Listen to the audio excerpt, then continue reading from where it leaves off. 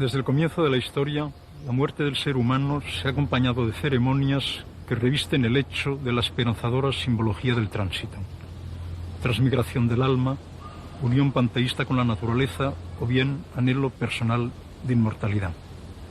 Como el judaísmo o el cristianismo, el Islam promete al creyente, según su fe y obras, la recompensa celeste o el castigo de la gehenna. Pero su ritual funerario es más sencillo e igualitario que el de las demás religiones reveladas. Poniéndose en manos del clemente y misericordioso, el musulmán tradicional no siente a menudo la necesidad de grabar en su tumba nombres ni fechas. Sepultado en tierra, pedirá tal vez que siembren en ella unos granos de trigo que al germinar se alimentarán de sus restos. Los cementerios islámicos son así espacios de paz y sosiego. Pasear nuestra mirada por ellos desde Marruecos a Uzbekistán será impregnarse de unos sentimientos y emociones en los que la natural melancolía del lugar cede paso a una difusa impresión de belleza causada por la elemental desnudez de sus formas y su delicada serenidad.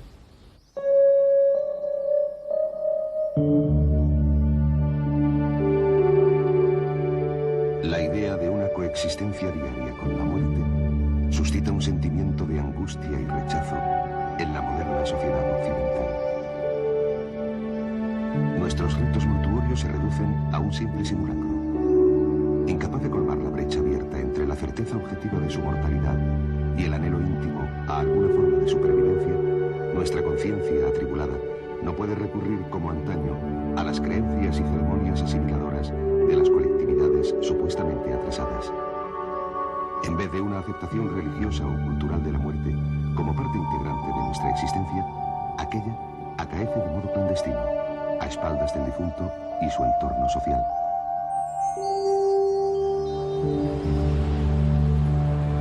En metrópolis como Nueva York o París, uno puede vivir por espacio de años sin percatarse de su intrusión molesta.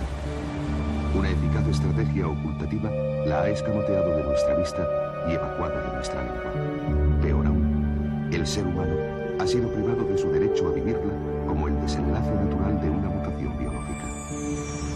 El precio pagado por los individuos al encubrimiento vergonzante de la muerte se revela en su desamparo interior y táctica de avestruz, tocante a la brutal realidad de su condición. Como en otros terrenos, el retorno de lo expulsado contamina insidiosamente la sustancia de nuestras vidas. A diferencia del orbe cristiano, la relación del Islam con la muerte es natural y sencilla. En numerosas ciudades islámicas, los cementerios constituyen un lugar de encuentro, paseo o distracción. Los viernes y festividades religiosas, las familias acuden a reunirse con sus difuntos, a comer, merendar o a jugar junto a su sepultura. La continuidad y unidad de destino entre la inmensa colectividad de las sombras y sus invitados efímeros crean unos vínculos de complicidad benéficos para ambos. Los muertos pierden su estatuto de terror atávico. Los vivos se integran en un mundo que inexorablemente será suyo, fortalecidos y apaciguados por dicha convivencia fecunda. Ni soledad, ni abandono glacial.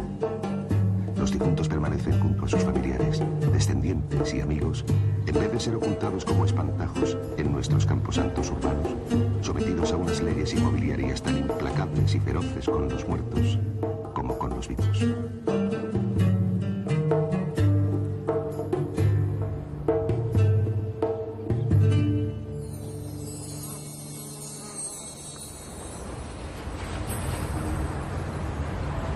En la mayoría de países musulmanes, los creyentes desconocen el sistema de concesiones temporales y economía industrial de la muerte.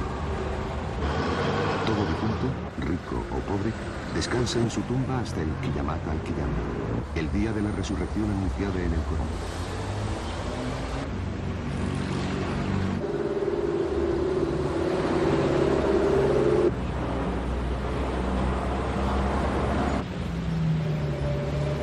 Hace menos de un siglo, los cementerios se extendían todavía sin trabas, habitados por un vecindario silencioso y tranquilo que no se mudaba jamás. Esa expansión, sobre todo en grandes urbes como Estambul o El Cairo, planteaba problemas de espacio que intrigaban a los viajeros. El Mazarlik o Kabristán otomano atrajo desde fecha temprana la mirada curiosa de los occidentales. La extensión y número de ellos, su índole de lugar de ocio y esparcimiento chocaban desde luego con los hábitos y experiencia europeos. Estos espacios de terreno, una vez consagrados a dicho uso, no pueden ser devueltos al cultivo ni recubiertos de casas, anota uno de ellos. Su superficie aumenta siempre y mordisquea a los campos lindantes.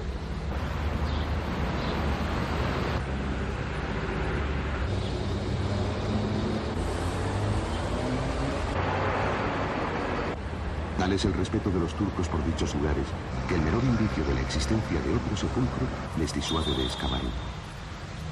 Por dicha razón, algunos llegan a temer que, por honrar a sus muertos, los otomanos sacrifiquen o hipotequen su propio futuro. De no mediar la intervención de la naturaleza enderezadora de entuertos, dicen, el imperio turco no sería sino un vasto cementerio del que los difuntos expulsarían a los vivos.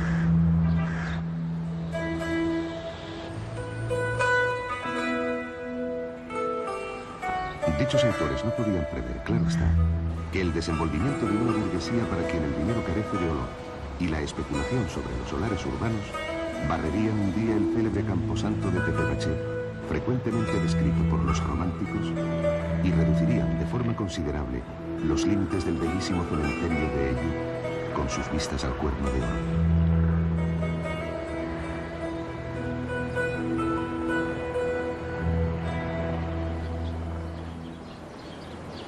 Aunque el moderno Estambul está salpicado de macabros, cuyos túmulos se apiñan como hongos en torno a las principales mezquitas y antiguos conventos, las realidades demográficas se han impuesto al respeto y benignidad tradicionales tocante a la paz y gloria de los difuntos.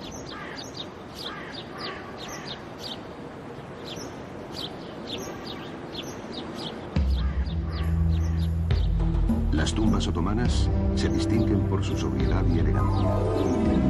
Mientras las grandes familias reposan en mausoleos semejantes a los de la ciudad de los muertos de El Cairo, en cuya capilla, alrededor del sepulcro de un personaje con el cipur rematado en turbante, se agrupan los de sus esposas con estelas de mármol en forma de flor u hoja y pequeños túmulos infantiles coronados también con tocados orientales minúsculos, los de los vacíos ordinarios, con el yahid indicativo del sexo de los enterrados y orientados siempre conforme a la alquibla, se alzan en hileras apretadas en medio del follaje de arbustos y hierbas silvestres. La forma y tamaño del turbante señalan la categoría del difunto. Y algunas cofradías, como la de los Meulevis, lo reemplazan con el gorro cilíndrico empleado por los derviches durante la ceremonia de la Sama.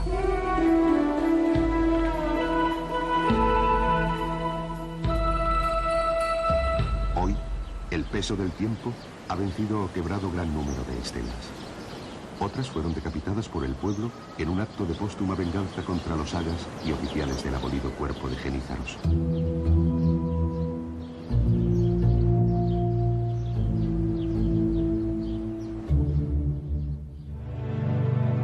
grabados de época nos muestran cuadros costumbristas y escenas de la vida callejera, en medio de mausoleos, cipos y tumbas ornadas de flores doradas.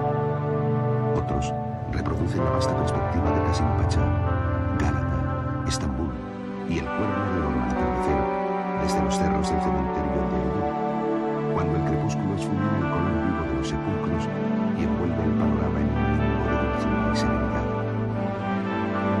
Como escribió Martín a propósito de los Mazarlik de Estambul: felices los turcos, descansan para siempre en el sitio de su predilección, a la sombra del arbusto que amaron, al borde del arroyo cuyo murmullo les atraía, visitados por las palomas que alimentaban cuando vivían, acariciados por el aroma de las flores que plantaron.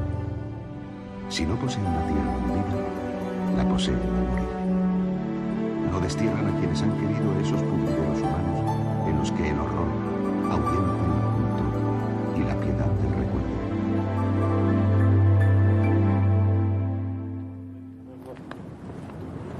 Todavía aún, algunos cementerios de Estambul conservan su carácter apacible y festivo. Si el tiempo lo permite, deudos de las personas sepultadas en ellos y vecinos del barrio se reúnen familiarmente bajo los árboles con sus mujeres y niños.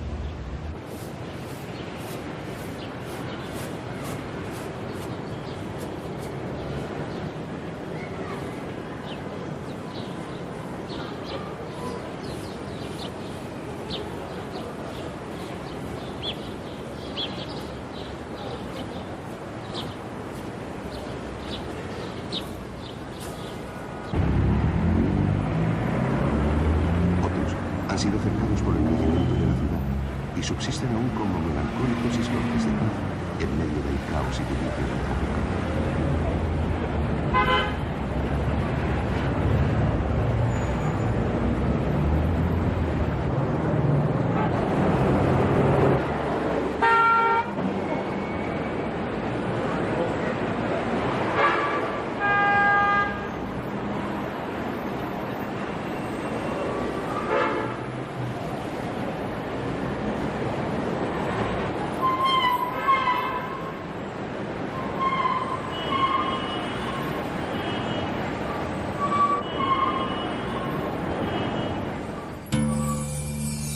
El espectáculo del atardecer, en algunos macabros orientales, impresiona por el olor y violencia de sus contrastes.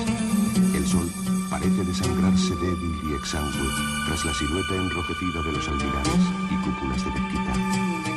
El aire se embebe de una luminosidad extraña. La órbita terrestre reitera su ronda con una población cambiante rotativa. La diferencia entre vivos y muertos, paralelamente superpuestos en los mausoleos y esfuminados de modo gradual en la sombra, es una simple cuestión de tiempo y matiz.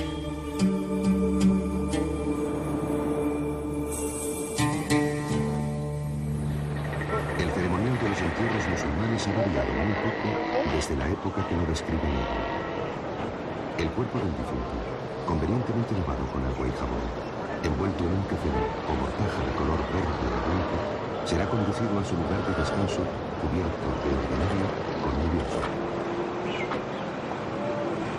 Cuando la comitiva abandona la casa y se pone en marcha, amigos y familiares del muerto correrán tras el féretro y se turnarán a transportarlo a hombros a paso vivo. Dicha hasana, o buena acción, es altamente meritoria, y todo el mundo, incluidos los simples transeúntes, se muestra deseoso de cumplirla a fin de recibir su beneficio espiritual.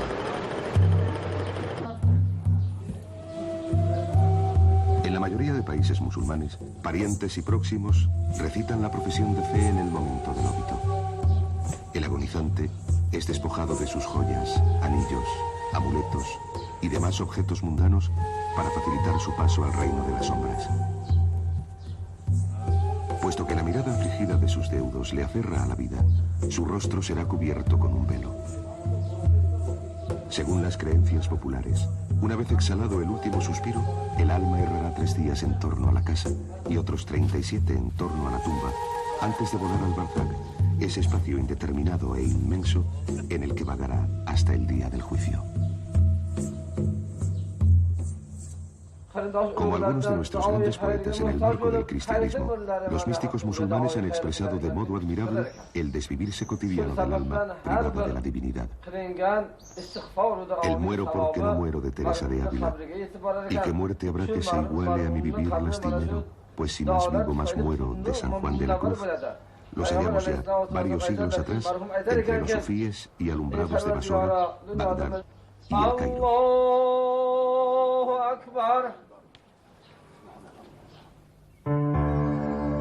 El verso inflamado de amor de Nuri y Rabí al-Adawi establece una relación con la muerte de belleza e intensidad incandescentes. Los místicos del Islam aguardan con impaciencia el tránsito a la gran promesa. Se rebelan contra el tiempo que les veda la gloria de la contemplación divina. Quitadme la vida, sabios de mi ley, ya que mi muerte está en ella. Mi muerte es sobrevivir y mi vida morir. La aniquilación de mi ser es la ofrenda más noble, y la supervivencia en mi estado el pecado más vil, escribe Hussein Mansur el-Halax. El alma aguanta los suplicios, se consuela el gran mártir, porque su verdugo la curará un día.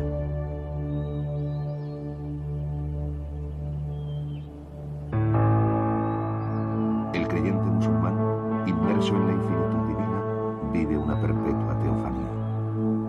Tu imagen está en mis ojos, en mi boca está tu nombre, en mi corazón tu albergue. Ausente tú de mí, ¿dónde? Sulnun, un célebre sufí egipcio del siglo IX, enamorado como Rabí al-Adawi del puro amor, escribió unos versos célebres dirigidos a las almas medrosas de la eternidad del castigo divino. Todas ellas a Dios rendidas sirven, porque temen el fuego del infierno y creen que librarse de esa pena es para ellas beneficio inmenso. Pero yo, que no pongo mis miradas ni en la gehenna ni en el paraíso, en pago del amor que a mi Dios tengo, no quiero recompensa ni la pido.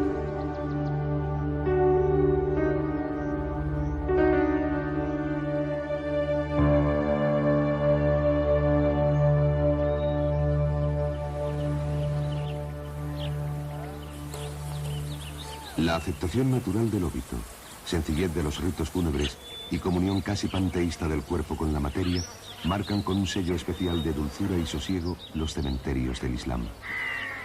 Si en las ciudades estos se integran a menudo en un espacio urbano sin muros ni fronteras, en las zonas campestres parecen fundirse en el paisaje, visibles apenas en medio de trigales perpetuamente despeinados por el viento.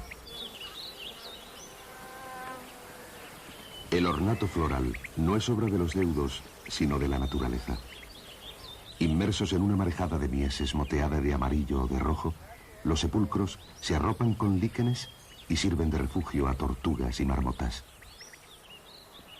Algunas tumbas se hunden en el suelo como si hubieran echado raíces en él.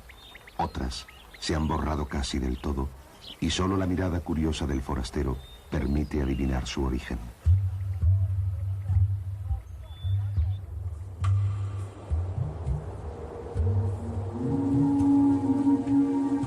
En numerosas comarcas del Magreb son simples hileras de pedruscos orientados hacia la Meca. Dos estelas rústicas sirven a lo sumo de testigos sin ninguna inscripción tocante al fallecido.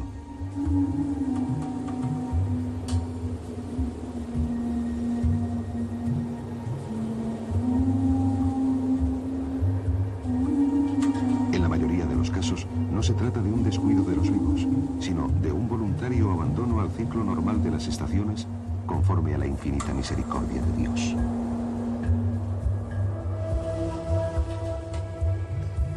El Corán, como el libro de las otras religiones monoteístas, condena a los infieles y pecadores a las llamas eternas de la gehenna. Pero Ibn Arabi, para quien el amor era su fe y religión, sostuvo frente a los alfaquíes que en el día del juicio la inmensidad del amor divino transmutaría el tormento de aquellos en una perdurable felicidad. Convertidos en seres ígneos, como hay criaturas empíreas o acuáticas, los réprobos no solo vivirían felices en su elemento, sino que sufrirían si tuviesen que abandonarlo, pues el fuego sería su estado natural. Aunque dicha doctrina sea impugnada por los rigoristas, cuenta con el aval del sentimiento popular menos temeroso de la cólera de Dios que confiado en la infinitud de su misericordia y piedad. La muerte no es una fuente de tristeza ni angustia.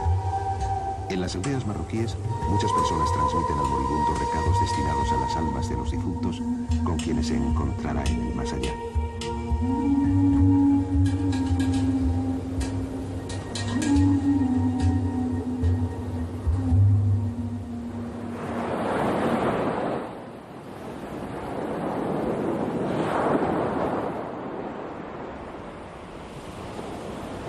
En determinadas fechas del calendario islámico, el Eid Esguer, el día 27º de Ramadán, durante la Ashura, las familias piadosas acuden a regar y purificar sus tumbas.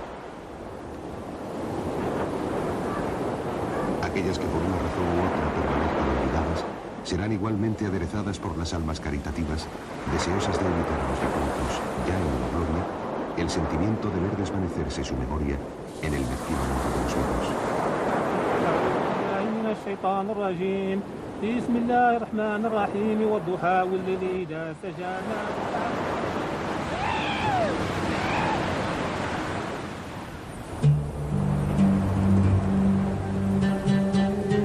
Cementerio marino, abandonado al oreo de la brisa, al roce sutil de sus ráfagas intermitentes, saladas. Zigzaguear entre tumbas anónimas, lápidas y estelas de mosaico. Tras jóvenes muchachas, grupos familiares cargados de cestos y paquetes, prestos a una alegre jornada campestre, asueto de los viernes, camino de la playa.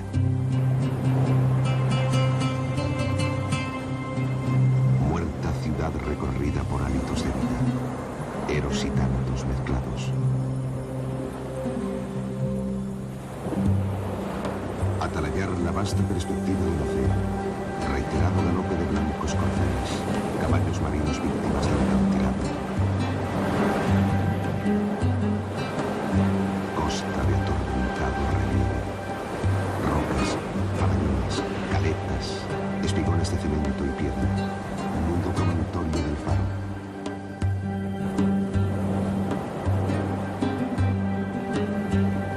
Recinto amurallado, simétrica orientación de millares de tumbas a lo largo de abrupta ladera. Hacia el campo baldío en el que juegan los niños encima de borradas sepulturas, entre vestigios de friables osamentas. Seguir la huella de viandantes a la sombra del muro de la ciudad, contemplar estandartes y guiones de alguna romería de cofrades, desertar del atajo usado por los bañistas, torcer a la derecha hacia la fortaleza montaraz de la cárcel.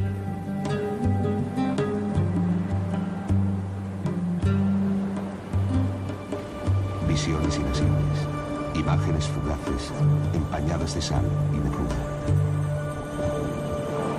Espuma de cantil, cúpulas de morado arruinadas, oriflamas al viento, penacho de palmeras, diminutas mujeres esparcidas entre tumbas como bandada de avecillas asustadas.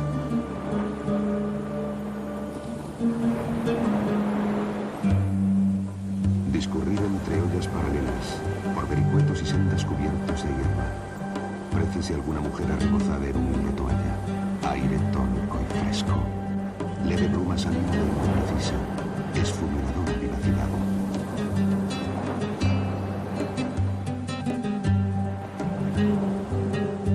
Abarcar el macabro íntimo y vasto. Despliegue irreal de banderas y flámulas, cortejos de cofrades y duelos que se alejan hasta perderse de vista. Impetuosa cabalgata marina contra las soledades del faro.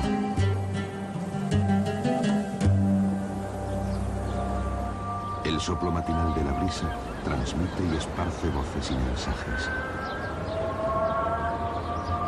Saludos, gritos, jirones de música, rumores y ecos artesanales. Invocación simultánea de almuéganos llamando a los fieles a la oración.